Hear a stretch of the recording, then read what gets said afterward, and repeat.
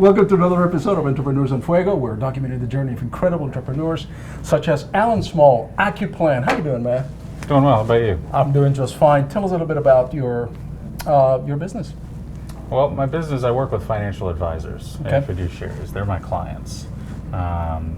So depending on the type of practice they have and the type of clients they're looking to serve, I will look to provide different types of solutions for those clients. What type of, you set up self-directed IRAs, you set up what type of instruments for them to invest their money? What exactly do they do? So one of the questions that I ask is, if that advisor works with their client for non-traditional investments. I was looking for a solution for fee-only planners. Okay. The core of my practice is, insurance solutions. But I find myself being in a unique position where in order to generate my clients, I've got to deliver something of value. So I do a lot of research, I do a lot of studying. If I don't know your business, I'm not going to call you to try to create a business opportunity with you or provide value. If I have an understanding of that and what's important to you and your clients, then I'll do so. When you talk about non-traditional investments, what are you talking specifically? So most often self-directed IRAs, self-directed 401ks, the top two investments are real estate or precious metals. Right. Okay. Gold, silver? Gold, silver, rental income properties, fix and flips, raw land in the wave of development. Which a lot of people don't know that you can put through your IRA, exactly. Correct? Your self-directed IRA, you can buy gold or... Yeah. So essentially, you oneself would be taking control of taking control of a part of their retirement funds to invest in non-traditional investments. Fantastic. So, and you facilitate that then through your company. That's correct. I'm not tied to the nature of the investment, right. But if your client wants to participate in acquiring private stock or private placement activity, they're going to have to self-direct their IRA, a portion of their IRA funds to do so. Gotcha. Your typical custodians, they're not going to allow you to do that because there are a myriad of concerns, but mostly liquidity. All right, there's not a ticker symbol where you're going to buy the raw land across the street and then tomorrow decide to sell it. All right. So that's where you convert into a self-directed IRA, where you are with that vehicle, then you can buy all the instruments that you're talking about. Well, you can buy most instruments. Most instruments. Yes, most yeah. instruments. We'll have a conversation to make sure that, whatever the nature of it that you're looking to, we're going to define whether it's passive or active. Gotcha.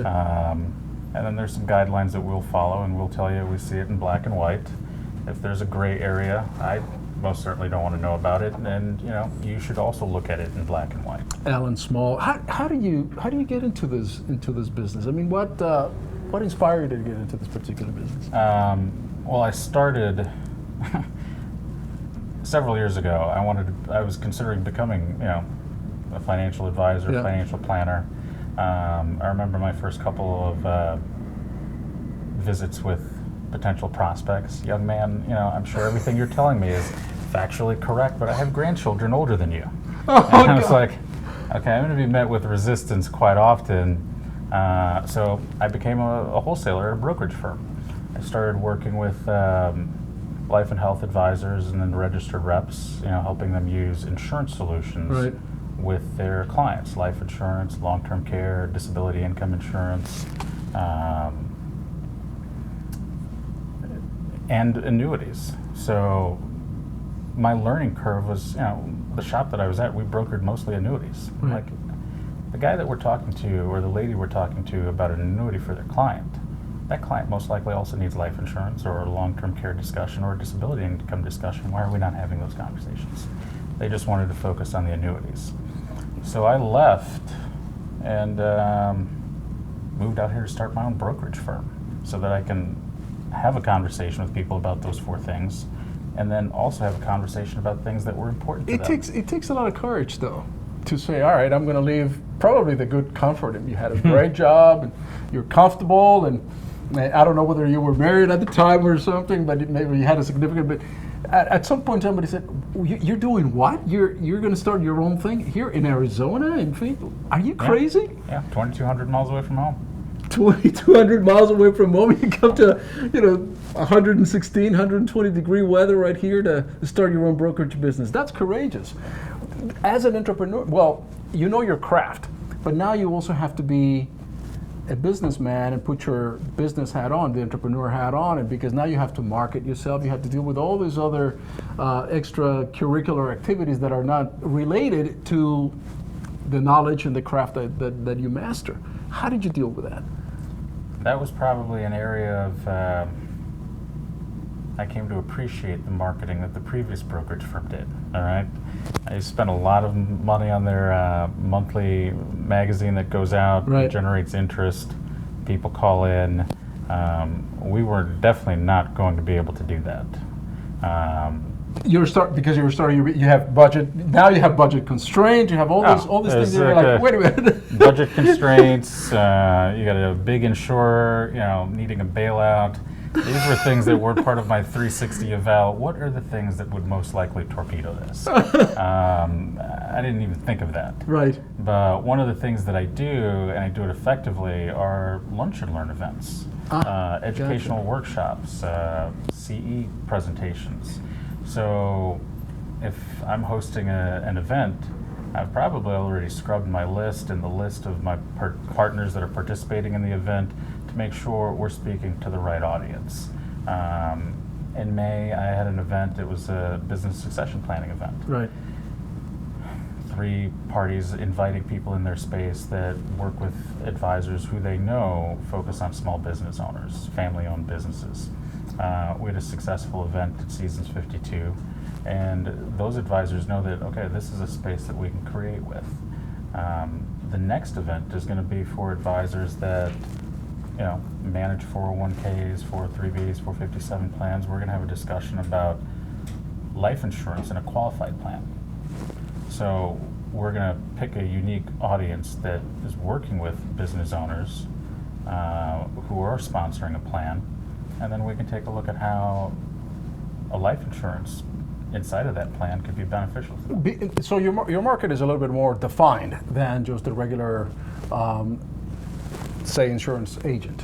This is very, very defined and more sophisticated, perhaps, in that the type of product that you're offering requires a little bit more sophistication than the regular retail client, I suppose. Insurance there's so many tangible aspects that one can deploy insurance in. Right. Okay, so yeah, I did start with life and health only advisors. It depends on the type of planning they're doing that would add the complexity. Some of them, focus on estate planning. They set up trusts, wills, things of that nature. Right. Others, it all depends on who their core clients are. And that's going to add the complexity to the case design solutions. What is your biggest challenge, you would say, is now as an entrepreneur in your business? What is your biggest challenge? The biggest challenge is finding advisors that I can contribute something of value to, and for them to realize that my purpose is to contribute something of value. That way we can actually move forward, put together a business model, a plan. This is what you have now today.